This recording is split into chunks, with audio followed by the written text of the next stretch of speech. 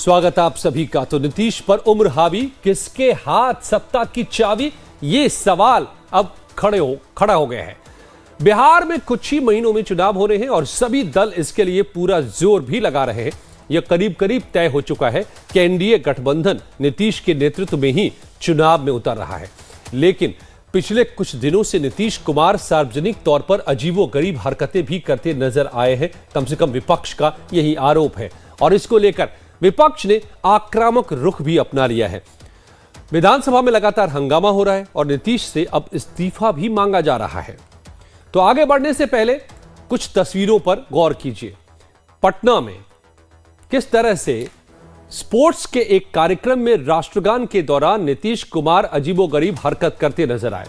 जब सब लोग राष्ट्रगान के सम्मान में सावधान की मुद्रा में थे तो नीतीश ने अपने प्रधान सचिव से कुछ कहा और फिर अचानक दर्शक दीर्घा में आए लोगों को हाथ जोड़कर प्रणाम करने लगे। इससे पहले भी कई बार ऐसे वाकये सामने आ चुके हैं जब नीतीश का व्यवहार लोगों को समझ में नहीं आया। मसलन विधानसभा में मोबाइल को लेकर सवाल पूछने पर आरजेडी विधायक को डांट लगा दी, या फिर सदन में भी बयान देते वक्त अचानक ताली बजाने लगे। यही नहीं, कुछ दिनों पहले वो अजीब तरह से तेजस्वी की नकल भी करते नजर आए, या फिर सम्राट चौधरी को बजट पेश करने के बाद गले लगाते दिखे। सार्वजनिक मंच पर वो कई बार अधिकारियों और नेताओं के पैर भी छूते नजर आ चुके हैं नीतीश कुमार। नीतीश की इन्हीं तस्वीरों पर बिहार में अब सियासी बहस छिड़ गई है। नीतीश जिस पद पर है वो बेहद अहम है, मुख्यमंत्री है, और सार्वजनिक तौर पर इस तरह की हरकतों ने विपक्ष को उन पर हमला करने का मौका दे दिया है। नीतीश की इन तस्वीरों को एक बार फिर से देखिए। खासकर राष्ट्रगान के अपमान के मुद्दे पर विपक्ष ने सीएम के खिलाफ मोर्चा खोल दिया। ये पूरे बिहार में नीतीश कुमार के खिलाफ प्रदर्शन करेंगे और उनका पुतला भी जलाएंगे। विपक्ष ने कहा है कि अगर नीतीश कुमार माफी नहीं मांगते हैं तो उनके खिलाफ राजभवन तक मार्च किया जाएगा। तेजस्वी यादव ने कहा है कि सीएम नीतीश कुमार के हाथों में बिहार, यहां के लोग सुरक्षित नहीं है। बिहार के 14 करोड़ लोगों का भविष्य खतरे में है। वहीं राबड़ी देवी ने भी नीतीश के खिलाफ हमला बोल दिया है। तो नीतीश कुमार की इन अजीबोगरीब हरकतों को देखकर विपक्ष हमलावर है। राबड़ी देवी और तेजस्वी यादव नीतीश का इस्तीफा मांग रहे हैं। राष्ट्रगान के अपमान के मुद्दे पर राबड़ी ने यह भी कह दिया कि यदि दिमागी तौर पर स्थिर हालत में नहीं है तो अपने बेटे या किसी और को विरासत सौंप दे। देखिए आरजेडी ने किस तरह नीतीश पर अब इस मुद्दे को लेकर हमला बोल दिया है। राष्ट्रगान का अपमान हुआ है। अब बिहार के शर्मसार किए, देश के शर्मसार करने क्या मांग करेंगे मैडम? अगर दिमागी ठीक नहीं है, दिमागी ठीक नहीं है तो इस्तीफा करके अपना बेटा के बनावे या कोई के बनावे। दिमागी काम नहीं कर रहा है तो अपना बेटा के बनावे, आगे लावे। ये प्रतीत होता है कि अब मुख्यमंत्री जो हम बार बार कहते हैं अचेत अवस्था में है, इनके स्वास्थ्य को लेकर के हम लोग चिंता करते हैं।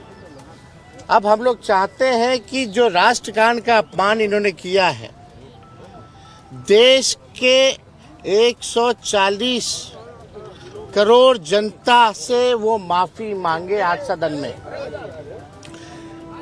140 करोड़ जो जनता है उनसे जो है माननीय मुख्यमंत्री जी माफी मांगे। हम स्पीकर से भी मिलकर के आए, हम लोगों ने कार्य स्थगन प्रस्ताव भी दिया है। ये अपमान की बात है, राष्ट्रगान की अपमान की बात है। तो सवाल यह है कि यदि नीतीश पर उम्र हावी है तो फिर सत्ता की चाबी किसके पास होगी? क्या अपनी पार्टी में ही नीतीश किसी और को सत्ता देने के बारे में प्लान बना रहे हैं, या फिर उन्हें बनाना होगा? फिर अपने बेटे को लॉन्च करने के लिए उनके पास क्या कोई योजना है, या फिर अवसर का फायदा उठाने में माहिर बीजेपी असली खिलाड़ी बनकर उभरेगी?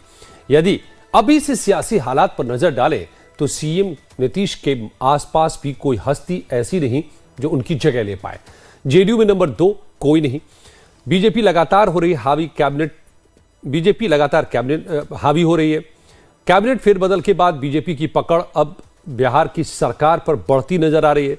तो फिर सवाल वहीं खड़ा होता है कि नीतीश के बाद कौन, या फिर नीतीश पर यदि लंबी उम्र हावी होती है तो सत्ता की चाबी किसके पास होगी? यही सवाल है इस वक्त जो बिहार के सियासी गलियारों में साफ तौर पर सुनाई दे रहे हैं। नवीन उपाध्याय साहब वरिष्ठ पत्रकार मेरे साथ जुड़ गए हैं। सुनील कौशिक जी वरिष्ठ पत्रकार, आप दोनों का, नवीन जी, सुनील जी, बहुत बहुत स्वागत है लाइव टाइम्स पर। नवीन जी, आप तो पटना में, मेरे ख्याल से अभी भी शायद आप पटना में अगर बैठे हैं या नहीं भी बैठे हैं तो कहीं भी रहते हैं तो पटना पर तो नजर आपकी बनी रहती है। क्या हो रहा है? क्या नीतीश कुमार के जो कुछ जेस्चर्स, कुछ एक्शंस, कुछ बॉडी लैंग्वेज, कुछ बातें उनकी जो सामने आई है, तो अब तो सीधे विपक्ष ने कहा है कि नीतीश तो इस पद पर बने रहने के लायक नहीं है। आप क्या ऑब्जर्व कर रहे हैं? देखिए, कल ही हम पटना से लौट के आए, एक सप्ताह हम वहां थे, इसलिए काफी नजदीक से हमने चीजों को देखा। बाय एंड लार्ज ये बहुत ही क्लियर है कि नीतीश जी की तबीयत काफी खराब है, और जितने ये सब पिक्चर्स आते हैं सामने, ये जो बयान कर रहे हैं उससे ज्यादा उनकी तबीयत खराब है। बहुत सारी चीजें सामने नहीं आ पाती। मेरा मानना है कि नीतीश कुमार के लिए आज के दिन में अपने आप को सस्टेन करके इलेक्शन तक रखना ये बहुत ही डिफिकल्ट, चैलेंजिंग काम होगा। वो इस अवस्था में नहीं है। मेरा मानना है कि उनको स्टेप डाउन कर जाना चाहिए, किसी दूसरे को बनाना चाहिए। At the same time Ajay ji, हम ये मानते हैं कि नीतीश कुमार ने बहुत बिहार की सेवा की है, उनकी तबीयत खराब है, तो जिस तरह का प्रहार उन पर हो रहा है वो भी नहीं, कुत्ता जलाना और ये सब चीजें जो है एक बीमार आदमी के लिए ये शोभा नहीं देता है। मेरा मानना है कि आने वाले दिनों में उनको, जो जेडीयू के अंदर एक बहुत बड़ा घड़ा जो है वो चाह रहा है कि उनके पुत्र को लॉन्च किया जाए, और कोई चूंकि सेकंड रंग लीडर नहीं है जो नीतीश कुमार का स्थान ले सकता है बिहार में, तो मेरा मानना है कि उनको पुत्र को लॉन्च करना इस घटना के बाद, कल की जो घटना है उसके बाद ये असंभावी हो गई है। सुनील कौशिक जी, क्योंकि नीतीश कुमार अब शायद बिहार को नेतृत्व नहीं दे पाएंगे, मेरा अपना मन है।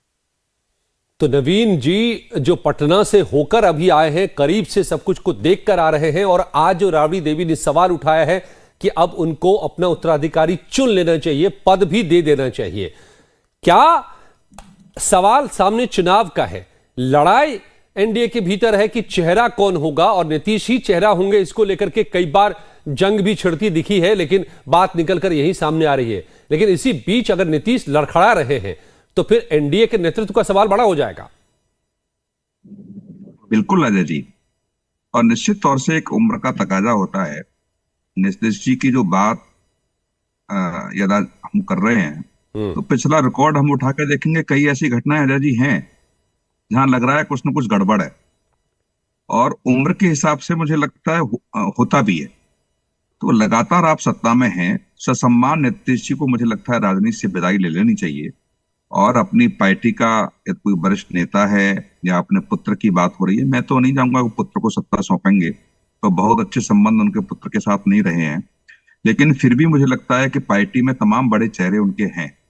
तो ऐसी पार्टी के भीतर कोई बात होती है, और ये आपने बिल्कुल सही कहा कि भारतीय जनता पार्टी मौका उठाने का मौका है, निश्चित तौर से मौका उठाएगी, और भारतीय जनता पार्टी की जगह कोई भी राजनीतिक दल होता साथी के रूप में, तो वो भी फायदा उठाने का प्रयास करता।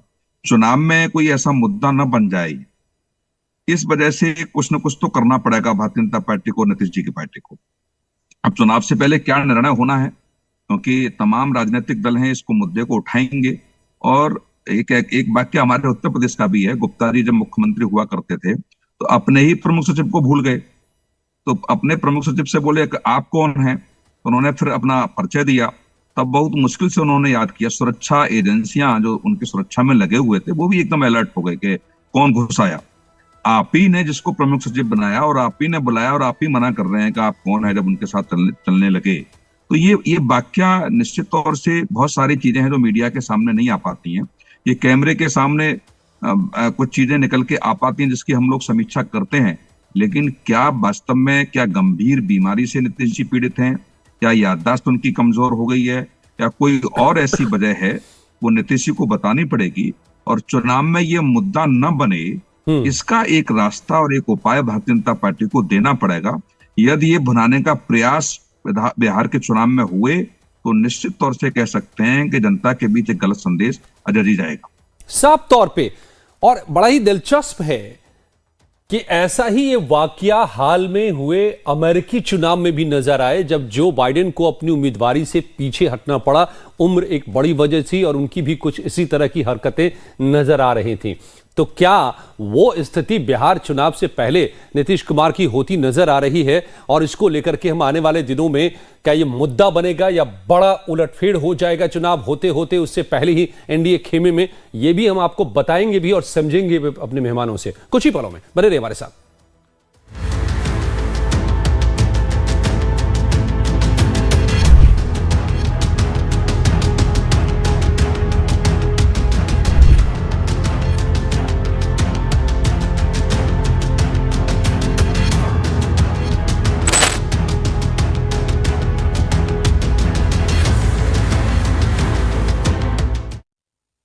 भारत की यशस्वी प्रधानमंत्री श्री नरेंद्र मोदी के मार्गदर्शन और यूपी के कर्मयोगी मुख्यमंत्री श्री योगी आदित्यनाथ के कुशल प्रबंधन से भव्य, दिव्य और अलौकिक महाकुंभ का सफल आयोजन पूरा हुआ। महाकुंभ के 45 दिनों में रिकॉर्ड 66 करोड़ 30 लाख श्रद्धालुओं ने त्रिवेणी में डुबकी लगाई। ये संख्या अमेरिका की आबादी से करीब 2 गुनी है।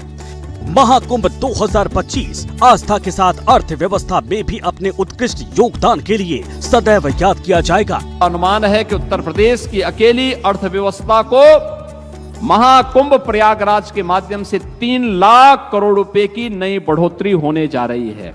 महाकुंभ में 15,000 से अधिक स्वच्छता कर्मचारी दिन रात सेवा भाव से अपने कार्य में लगे रहे। 6 लाख लोगों का अस्थायी अस्पतालों में मुफ्त इलाज किया गया। महाकुंभ के सफल आयोजन की चर्चा उन 75,000 पुलिस कर्मियों के बिना अधूरी रहेगी, जिनकी अकथनीय सेवा और समर्पण भाव की वजह से हर श्रद्धालुओं के लिए प्रयागराज का प्रवास यादगार बना।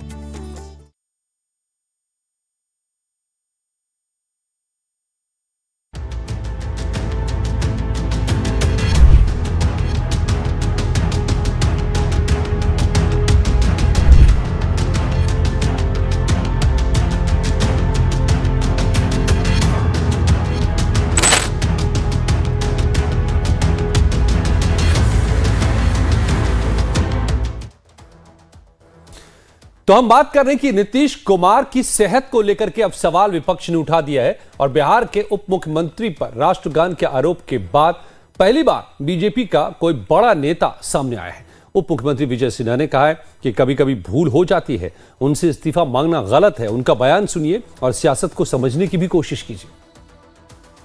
अरे मुख्यमंत्री जी का उन्होंने एक संजोग है कि मुख्यमंत्री जी का ध्यान राष्ट्रगान की ओर नहीं गया, और मुख्यमंत्री जी राष्ट्रवादी व्यक्ति हैं। हमेशा संविधान का, संवैधानिक संस्था का और राष्ट्रगान का हमेशा सम्मान करते हैं। लेकिन राष्ट्र विरोधी लोग जो राष्ट्र के साथ गद्दारी करता है, राष्ट्र को कमजोर करता है, उसको संरक्षित करने वाले राष्ट्रगान पर हाय तौबा मचा रहे हैं। तो बीजेपी पंजाब में है नीतीश कुमार के। सवाल यह भी है कि बीजेपी को नीतीश की कितनी जरूरत है। बिहार में एनडीए की बात करें तो एनडीए की सरकार चल रही है, और एनडीए में इस बात को लेकर के सवाल है कि अगला चेहरा होगा तो कौन होगा। और इसको इस सब के बीच में अगर ये आरोप इस तरह के लगते हैं तो फिर वही सवाल खड़ा होता है कि नीतीश कुमार को क्या बीजेपी भी चेहरा बनाना चाहेगी। और इसी को लेकर के अब ये मुद्दे उठे हुए। मेरे साथ 2 खास मेहमान जुड़े हुए हैं। नवीन जी हैं मेरे साथ और कौशिक साहब मेरे साथ बने हुए हैं। नवीन जी, अब जो बात सुनील जी कह रहे थे अभी कि बीजेपी को इसका कोई न कोई तरीका या जवाब ढूंढना पड़ेगा। विजय सिन्हा जी जो बचाव में उतरे तो सही, लेकिन क्या उतना काफी है, या आपको लगता है कि नीतीश जी की सेहत की ठीक से जांच हो और चुनाव से पहले आपको चेहरा किसका बनाए रखना है? क्या नीतीश, क्योंकि लगातार तेजस्वी कह रहे हैं कि खटारा गाड़ी नहीं चाहिए अब बिहार को, मुद्दा तो वो बना चुके हैं, जो सुनील जी कह रहे हैं मुद्दा बन जाएगा। देखिए, विजय कुमार सिन्हा जी आए हैं डिफेंस में बहुत लेट, क्योंकि असेंबली में जब इस पर काफी हंगामा चल रहा था उस समय विजय कुमार सिन्हा जी शांत थे। सम्राट चौधरी जो दूसरे डिप्टी सीएम है वो थे भी नहीं, और बीजेपी के किसी लीडर ने असेंबली के अंदर तो नीतीश कुमार का बचाव नहीं किया। विजय चौधरी जो उनके पार्टी के नेता है और अशोक चौधरी वो नीतीश कुमार का बचाव कर रहे थे, लेकिन बीजेपी के द्वारा भी बहुत ही कोई एग्रेसिव ढंग से नीतीश कुमार को के डिफेंस में कोई खड़ा नहीं हुआ। ये तो मान लीजिए जिस तरह की बातें विजय सिन्हा कर रहे थे, अदरगल बातें हैं कि अगर लोग सही, अगर हम नीतीश कुमार का सम्मान करते हैं, बहुत दिनों से 20 साल से हम उनको बहुत अच्छे से मेरे संबंध है उनसे, लेकिन आज जो परिस्थिति है उसमें तो जरूर लोग कहेंगे उनको स्टेप डाउन कर देना चाहिए। और ऐसे लोगों को अगर विजय कुमार सिन्हा कह रहे हैं कि लोग राष्ट्र विरोधी हैं, ऐसे लोग तो आई थिंक कंडेमनेबल है। पहले तो उनका बिहेवियर तो नीतीश कुमार से ज्यादा कंडेमनेबल हमको लग रहा है, जिस तरह का स्टेटमेंट वो दे रहे हैं। ये दूसरी बात है। लेकिन बीजेपी के लोग, बीजेपी के लिए बहुत बड़ा ये डायलेमा होगा, क्योंकि बीजेपी जरूर चाहेगी कि नीतीश कुमार हट जाए और उनका कोई चीफ मिनिस्टर बने, लेकिन बीजेपी के पास बिहार में कोई भी ऐसा नेता नहीं है जो आज के दिन में अगर नीतीश कुमार स्टेप असाइड हो जाते हैं तो एनडीए का नेतृत्व करके और एनडीए को सत्ता में वापस ला सके। ये देखिए, ये जो हम कह रहे हैं बहुत सोच समझ के कह रहे हैं, क्योंकि प्रशांत किशोर भी एक बिहार के चुनाव में फैक्टर रहेंगे। और प्रशांत किशोर जिस तरह का उनका वोट बैंक है, जो प्रोग्रेसिव लोग और पढ़े लिखे लोग वो बीजेपी के लिए वोटर से जाते हैं, तो वो काफी डेंट कर सकते हैं। बहुत सारे सीट्स रहे, मार्जिनल सीट्स है।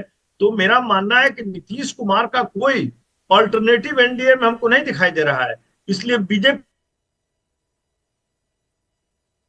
चाहेगी कि किसी तरह नीतीश कुमार को सामने रखकर इलेक्शन लड़ा जाए, लेकिन जो परिस्थिति बन रही है वो काफी डिफिकल्ट होगी आज के बाद कि नीतीश कुमार को सामने रखकर इंडिया इलेक्शन लड़ सके। देखिए, बिहार की राजनीति में आने वाले वीक्स में बहुत कुछ उठापटक हो सकता है, ये मेरा मानना है। जी सुनील जी, तो फिर ऐसी परिस्थिति में जो कह रहे हैं नवीन जी, वहां की स्थिति को देखते हुए आपको क्या लग रहा है, नीतीश कुमार की गिरती सेहत या उनका ये व्यवहार या उन पर उठ रहे सवाल, आप जिस भी तौर पर इसको देखें, बीजेपी के लिए एक मजबूरी की स्थिति पैदा करता है या मौके की? बिल्कुल, दोनों शब्द आपने जैसा वैसे उपयोग कर दिए। मैं तो यही कहूंगा मौका है भारतीय जनता पार्टी के, और तमाम ऐसे निर्णय जो विगत वर्षों में नीतीश जी ने लिए, चाहे अपने राष्ट्रीय अध्यक्षों की नियुक्ति को लेकर के हुए हों, चाहे राष्ट्रीय अध्यक्षों पर जो आरोप लगे उनको लेकर के हों, चाहे भारतीय जनता पार्टी पर यह आरोप लगा हो कि हमारी पार्टी को खत्म करके भारतीय जनता पार्टी में विलय कराना चाहते हैं, तमाम ऐसी बातों को यदि याद किया जाए तो मैं ये कहूंगा, क्या कोई ऐसा कुछ लोग हैं जो नीतीश जी को चलाने का प्रयास कर रहे थे? क्या नीतीश जी निर्णय ले रहे थे या कुछ और लोग निर्णय ले रहे थे पर्दे के पीछे? क्योंकि ऐसी स्थिति है, और ये पहला वीडियो नहीं है। विधानसभा में एक ऐसा वक्तव्य दिया महिला पुरुष को लेकर के, हम पूरे देश में उनकी किरकिरी हुई जी। बहुत सारी ऐसी बातें आप देखेंगे। तो मुझे अब ऐसा लगता है कि कुछ लोग ऐसे थे क्या जो नीतीश जी को चलाने का प्रयास कर रहे थे, कभी भाजपा के साथ चले गए, कभी लालू जी की पार्टी के पास चले गए। तो ये निर्णय क्या नीतीश जी कर रहे थे या कोई और कर रहा था? ये तमाम ऐसे सवाल हैं तो निश्चित तौर से हम लोग समीक्षा कर रहे हैं, समीक्षा होगी और आगे जाकर के तमाम राजनीतिक बयान आएंगे। लेकिन ये जरूर मैं कह सकता हूं कि ऐसी परिस्थिति है तो कुछ निर्णय नीतीश जी के थे या नहीं थे, इस पर जरूर जहां साहब सवाल खड़े होंगे और विपक्ष पर सवाल खड़ा करेगा। क्या नीतीश जी ने विगत दिनों में जो बातें कही, जैसे अब मैं कभी नहीं जाऊंगा, कभी वापस नहीं जाऊंगा, मोदी जी के भी पैर छुए उन्होंने, तो ये सब चीजें थी। क्या निश्चित तौर से इनको माइक्रो लेवल पर समीक्षा करने की आवश्यकता है? क्या कोई बिहार में ऐसा गुट था या ऐसा कोई लोग थे जो नीतीश जी को अपनी उंगलियों पर निर्णय लेने के लिए मजबूर कर रहे थे, या वो नीतीश जी के निर्णय थे या उनके निर्णय थे? ये मुझे लगता है कि आगामी दिनों में जब इसकी समीक्षा होगी और राजनीतिक आरोप प्रत्यारोप का दौर आएगा तो ये सब चीजें उठेंगी।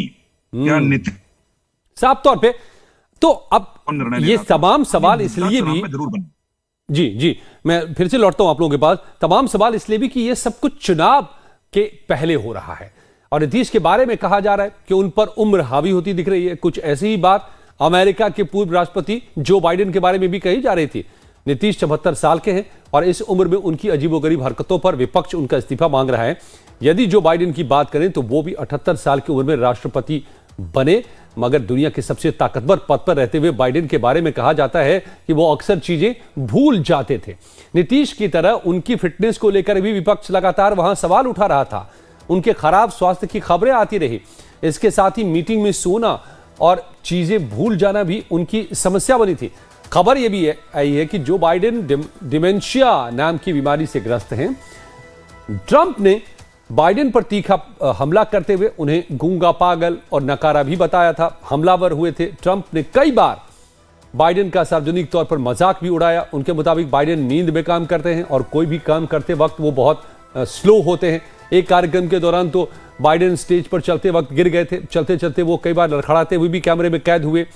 अब इस तरह की बातें चुनाव में विपक्ष के लिए मुद्दा एक बना बनाया मिल सकता है कि ऐसे व्यक्ति जो खुद को नहीं संभाल पा रहा हो वो भला सूबे को कैसे संभाल सकता है। नवीन जी, तो यही कुछ और अंत में जो बाइडेन साहब को अपनी उम्मीदवारी छोड़नी पड़ी, हमने देखा है बहुत करीब से हाल ही में हुए इलेक्शन में, और कमला हैरिस को आगे करना पड़ा। तो क्या लग रहा है आपको कि अगर नीतीश ही को आगे रखा गया तो वो परिस्थिति बिहार में भी पैदा हो सकती है एनडीए के लिए? देखिए, नीतीश कुमार को आगे शायद अगर इसी तरीके से सिचुएशन डिटोरेट हुआ, देखिए नीतीश कुमार की तबीयत पिछले 1.5 साल के आसपास से खराब है, जो हम लोग को जानकारी है। और उसके दौरान काफी कुछ लोगों ने सलाह भी दिया, उनको नाम भी हम ले सकते हैं। सरजू राय जी नीतीश कुमार के बहुत ही अच्छे मित्र हैं, और जब जमशेदपुर से बीजेपी के अभी जेडीयू के एमएलए भी हैं, मंत्री भी थे, उन्होंने हमको 6 महीने पहले कहा था कि वो सितंबर में हमको उन्होंने फोन किया कि आपको नीतीश जी को फोन करना चाहिए और आप लोग को सलाह देना चाहिए, आप लोग कितने मित्र हैं। हम कहे कि देखिए, हम लोग की बात तो नहीं मानेंगे, नेता पत्रकार की बात नहीं मानता है। उन्होंने बताया कि उन्होंने नीतीश कुमार से मुलाकात करके और नीतीश कुमार को सलाह दी थी कि वो सक्रिय राजनीति से हटकर अपने हेल्थ पर ध्यान दे। उसके बाद उन्होंने लेकिन नीतीश कुमार का कहना था कि वो एकदम स्वस्थ है और वो सुबह में प्राणायाम करते हैं, 5 बजे उठते हैं, उनका ये कंटेंशन था। लेकिन जो लोग हम लोग जानकार हैं, हम लोग देख रहे हैं कि पिछले 1.5 साल से उनकी तबीयत खराब है और वो किसी पत्रकार से नहीं मिलते हैं। अजय जी देखिए, जब भी हम लोग पटना जाते थे और नीतीश कुमार से अपॉइंटमेंट लेते थे तो हम लोग घंटों बात करते थे उनसे। आज के दिन में नीतीश कुमार किसी पत्रकार से नहीं मिलते हैं और वो जो भी उनके पब्लिक अपीयरेंसेस है वो काफी गार्डेड रहते हैं। तो मेरा अपना मानना है आपके सवाल का जवाब कि नीतीश कुमार के नेतृत्व में एनडीए का इलेक्शन में जाना बहुत ही डिफिकल्ट लग रहा है, और इसीलिए कोई अप्रत्याशित डिसीजन अगर हो जाए तो कोई किसी को सरप्राइज नहीं होना चाहिए। कोई वाइल्ड कार्ड चिराग पासवान चाहे कोई भी सामने आ सकता है, कोई बहुत आश्चर्य नहीं होगा। हमको आश्चर्य नहीं होगा। वक्त इतना ही था, सुनील जी आपके पास नहीं आ पा रहे हैं इस दौर में, लेकिन आप दोनों की बातों से ये साफ है कि अपने आप में एक बड़ी चुनौती के तौर पर उभर रहा है चुनाव के मद्देनजर एनडीए के लिए। और अगर इन बातों में सच्चाई है, अगर तबीयत में कोई दिक्कत है नीतीश जी के, तो निश्चित तौर पर बिहार के वो इस वक्त सीएम हैं, तो बिहार के लिए भी चिंता की बात है, क्योंकि सरकार के बतौर मुखिया अगर वो अपने कंट्रोल में नहीं है पूरी तरह से, तो फिर सत्ता और सरकार कैसे चल रही है।